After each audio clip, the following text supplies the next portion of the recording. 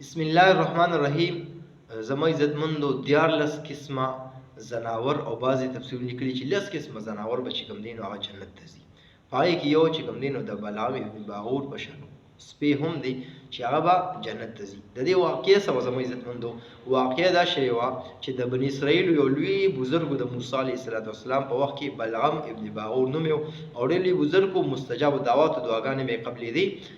نو لیکن لالچي و، خلکو به لالچ ورکولو، په یوه ځای چې کوم دي دعاګانې کولې. به هر حال نو موسی علیه السلام خلکو ته تبلیغ کولو، نو خلکو وایي چې یاره موږ د موسی علیه السلام نه تنګ راغو، هر ټایم وایي مسلمان شئ، دا وکړئ دا وکړئ دا وکړئ، نو موږ د دې نه تنګ راغو. نو وایي راشه بلعام ابن باغور دا خو لالچي سړی دی، دی له ورشه چې موسی علیه السلام ته بددعا وکړي چې دی لرې شي، نو موږ لا ماحوزګاره شي. نو دوی لاړو او ده ته یې ویل چې یاره ته د ده لپاره بددعا وکړه، خیر یې ورله وکړه. نو ورله ویل چې ښه داسې ما هغه سره مقابله کې ګڼئ، داسې به چېرته هم نشي کېدی. نو هیله خو پته وه چې دا لالچي سړی دی. بیا راغو او دویم ځل یې بلا تخایف او تخفي وغیره نور څه یوړو چې یاره ته رابره بددعا وکړه. ده ورله بیا انکار وکړه چې یاره زه داسې نشم. په درېیم ځل چې کوم دی سره زر او سپین زر او ملغلرې وغیره وغیره هر څه بلا شي هر څه یوړو او ده راپاره وایي چې ته موږ له بددعا کې د موسی علیه السلام دپاره دا ټول هر څه ستا شو، خو ته رابره بددعا وکړه چې دې د مخ نه لرې شي، چې موږ له مخه چې کوم دی روزګار شي. نو بهرحال لالچي انسان په لالچو پیسو پسې شي، لالچي دغه شو.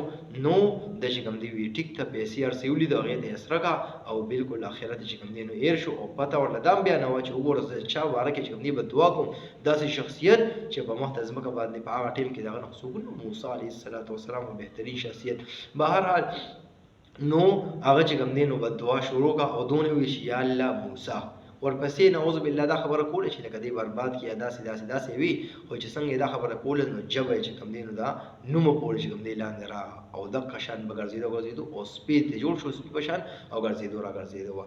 نو دقه سپي چې کوم دی نو دا د بلعام ابن باغور نه چې کوم دی د سپي شکل جوړ شو. خیال مو دی؟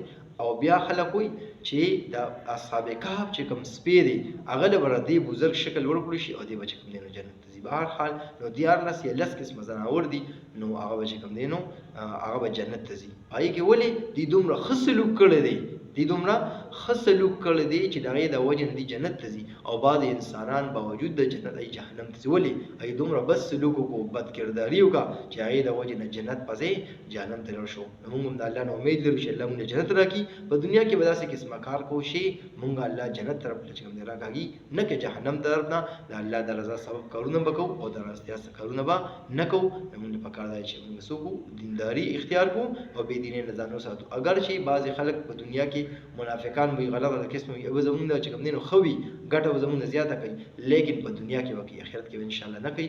آخرت کې به مسلمانان چې څومره د زړه د پاک مسلمانان وي، دومره انسان زر جنت ته ځي. الله دې موږ له جنت راکړي او الله دې موږ راضي شي. والسلام.